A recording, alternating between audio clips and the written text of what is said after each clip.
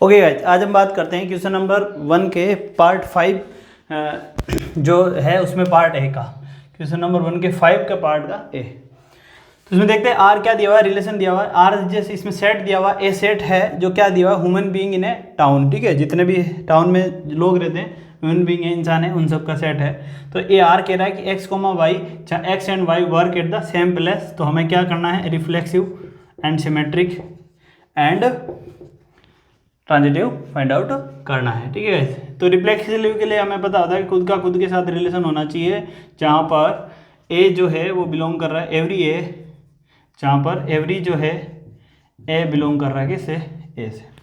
तो हम देखते हैं क्या x and x work at the same place, क्या एक्स खुद जो है क्या कोई बिलोंग करेगा आर से, यानी कि x and x work at the same place.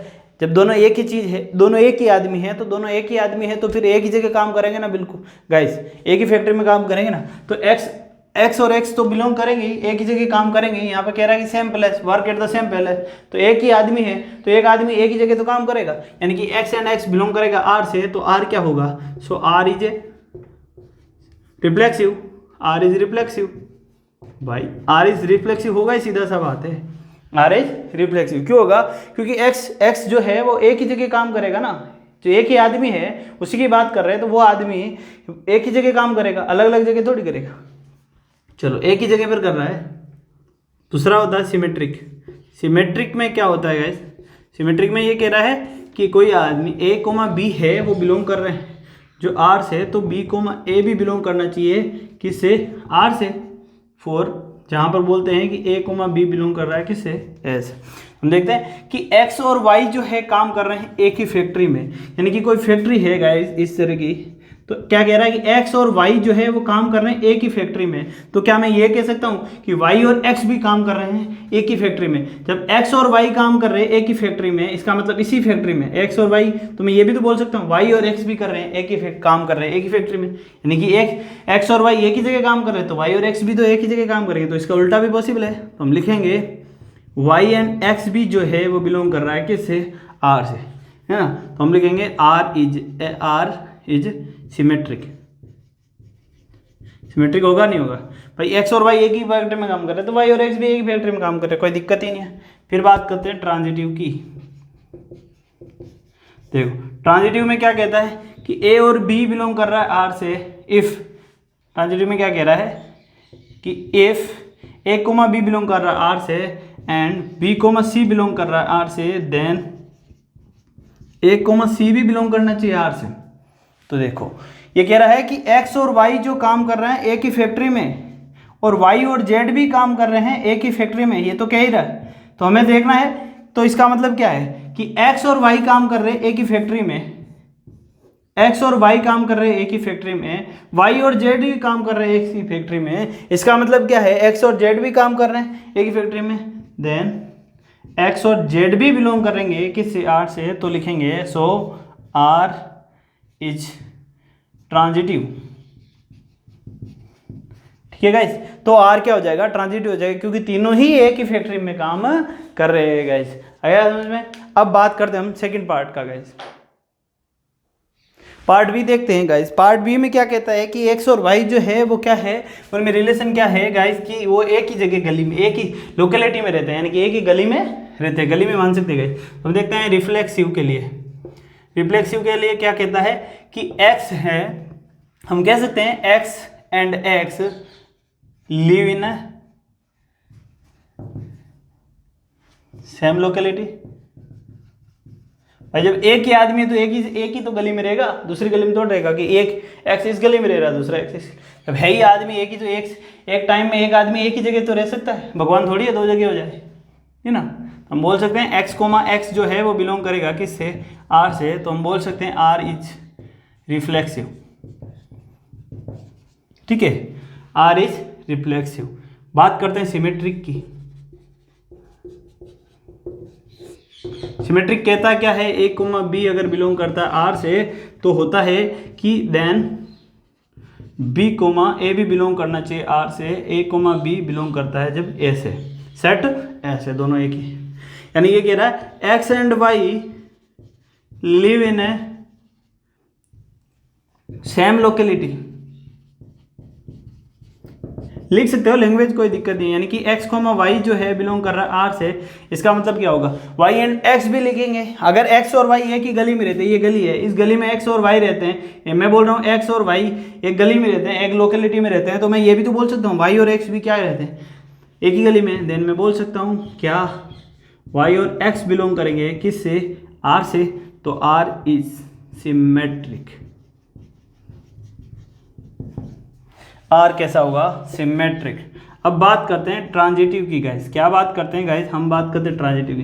Transitive में हमें क्या कहता है, ए कोमा बी बिलोंग करता है आर से। If a comma b belong करता है आर से, बी कोमा सी बिलोंग करता है आर से, देन हम कह सकते हैं कि तब ए कोमा सी भी बिलोंग करना चाहिए आर से। अगर ऐसी कंडीशन होती है, अगर ऐसी कंडीशन होती है तो हम कहेंगे, ऐसी कंडीशन होती है तो हम कहेंगे ये कैसा फंक्शन, रिलेशन कैसा एसिमेट्रिक है। यानी कि x और y जो रहता है सेम गली में, x और y रह रहा है सेम गली में, और y और z भी रह रहा है सेम गली में, y और z है वो भी क्या रहेगा, इसी गली में। तो इसका मतलब क्या है, इसका मतलब ये है कि x और z भी क्या रह रहे हैं, सेम ही गली में। यानी कि R is a transitive.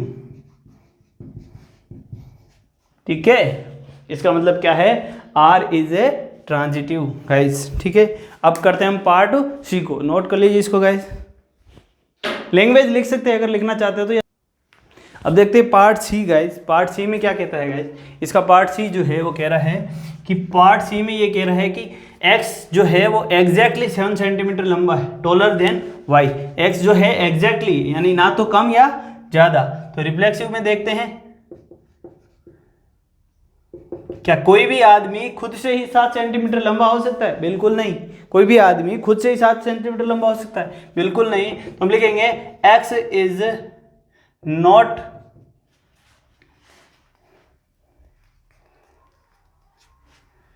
Taller than x। तो हम लिख सकते हैं x, x does not belongs to r। तो हम लिख सकते हैं r is not reflexive.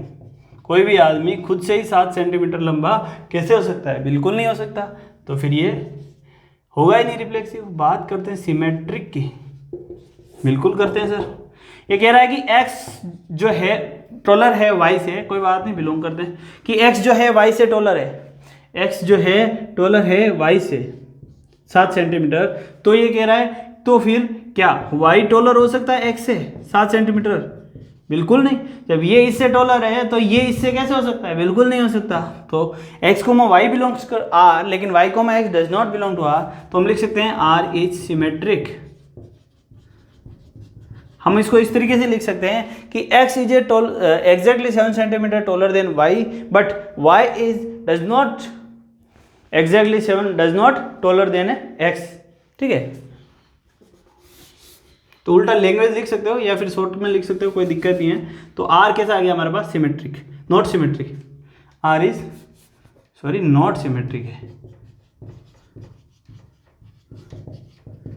Symmetric. अब बात करते हैं ट्रांजिटिव की। ये क्या कह रहा है कि x जो है टॉलर है किससे? y से, कोई बात नहीं, और जो y है वो टॉलर है z से, कोई बात नहीं, मानते हैं। इसको समझिए कि ये क्या कह रहा है, x is a taller than y, कोई बात नहीं, ये x है ये y है। ये कह रहा है कि y is a taller than z, 7 centimetre taller than z। भाई ये इससे इन दोनों का गैप कितना? 7 सेंटीमीटर का, इन दोनों का 7 सेंटीमीटर का। तो ये क्या पॉसिबल है कि x और z का गैप हो जाए 7 सेंटीमीटर का? बिल्कुल नहीं, क्योंकि ये 7 7 14 हो जाएगा, नहीं हो जाएगा? साथ ये और साथ ये, तो ये ज़्यादा हो जाएगा। और हमें क्या चाहिए? Exactly 7 centimetre. तो x, तो ये पॉसिबल नहीं है। x एंड z जो है इस रिलेशन में नहीं आएंगे। तो r इज नॉट ट्रांजिटिव। ठीक है गाइस, अब देखते हैं हम पार्ट डी। हम देखते हैं guys part D. Part D में क्या कहता है? पार्ट डी में कहता है x is a wife of y। x जो है वो क्या है? वाइफ है, किसकी? वाइफ की। और हमें क्या देखना है? रिफ्लेक्सिव। क्या कोई आदमी खुद की वाइफ हो सकता है? बिल्कुल नहीं। तो x, x does not belongs to r, क्योंकि कोई आदमी खुद की ही वाइफ नहीं हो सकता। तो x, x not belongs to R, तो हम लिख सकते हैं R is not symmetric, R is not reflexive. कोई आदमी खुद की वाइफ कैसे हो सकता है? पॉसिबल ही नहीं है कि x is a wife of x. कोई खुद की कैसे वाइफ होगा? बिल्कुल नहीं है। तो आर कैसा नहीं है? R is not reflexive. फिर कह रहा है x comma y belongs to R, यानी कि एक्स जो है वाइफ है किसकी? वाइफ की, वाई की। तो क्या पॉसिबल है? तो वाई एक्स की वाइफ हो सकती है? बिल्कुल नहीं। जब एक की वाइफ होगी तो दूसरा क्या होगा? हस्बैंड होगा। तो x comma y belongs to R, लेकिन बट इसको इस तरीके से लिख लो, but y comma x does not belongs to R, तो हम लिख सकते हैं so R is not symmetric. ठीक है गाइस, क्योंकि x अगर y की वाइफ है, x अगर y की वाइफ है, तो y x की वाइफ कैसे होगी? पॉसिबल नहीं है। ठीक है गाइस, अब बात करते हैं हम ट्रांजिटिव की। ट्रांजिटिव में क्या कह रहा है? x है, इफ ट्रांजिटिव में दो केस तो हमें मानते ही हैं। If x comma y belongs to R, कोई बात नहीं क्योंकि x y की वाइफ है। फिर ये कह रहा है कि y जो है z की वाइफ है, बिलोंग्स टू आर, तो क्या पॉसिबल है कि x और z बिलोंग कर रहा है r से? बिल्कुल नहीं, बिल्कुल नहीं करेगा। x जो है z की वाइफ कैसे हो सकता है? पॉसिबल ही नहीं है जब ये वाइफ की है तो does not belongs to R, तो हम लिख सकते हैं आर इज नॉट ट्रांजिटिव। ठीक है गाइस, अब हम देखते हैं इसका लास्ट पार्ट जो ई पार्ट है, उसमें क्या है? इसमें देखते हैं गाइस, जैसे आप खुद कर सकते हो, कोई दी वाई की जगह बस क्या है कि x is a father of y, father है। रिलेशन वाले तो आप आराम से कर ही सकते हो कि कोई भी आदमी खुद का ही फादर कैसे हो सकता है। इसका मतलब x does not belong, x comma x does not belongs to R, क्योंकि कोई आदमी खुद का फादर नहीं हो सकता। R is not reflexive. Same हो गया, तो यहाँ लिख सकते हो आप x is not a father of x, अगर आप लिखना चाहो तो। फिर उसके बाद ये लिख के फिर ये लिख सकते हो, कोई दिक्कत नहीं है। और आप शॉर्टकट में भी लिख सकते हो। यहाँ देखते हैं x कोमा वाई जो है वो कह रहा है बिलोंग कर रहा है r से, यानी कि x जो है फादर है y का, तो क्या पॉसिबल है? बिल्कुल नहीं। वाई एक्स का फादर कैसे हो सकता है? उल्टा कैसे पॉसिबल? जब एक चीज़ की पॉसिबल है तो उल्टा कैसे पॉसिबल है? बिल्कुल नहीं। तो हम लिख सकते हैं R is not symmetric, R is not symmetric, possible ही नहीं है। यहाँ देखते हैं, कह रहा है कि एक्स फादर है वाई का, कोई बात नहीं सर। वाई फादर है जेड का, कोई बात नहीं सर। एक्स फादर है वाई का, मान लिया सर, एक्स फादर है वाई का ना। फिर कह रहा वाई फादर है जेड का, बिल्कुल कोई बात नहीं। तो क्या पॉसिबल है कि एक्स फादर हो जाए जेड का? बिल्कुल भी नहीं, क्योंकि दादा हो जाएगा। रीजनिंग पढ़ लो, ठीक है गाइस, तो दादा हो जाएगा। यहाँ पे आप लिख सकते हो आर इज नॉट ट्रांजिटिव। ठीक है गाइस, अब मिलते हैं नेक्स्ट वीडियो में। क्वेश्चन नंबर ये हो गया कंप्लीट।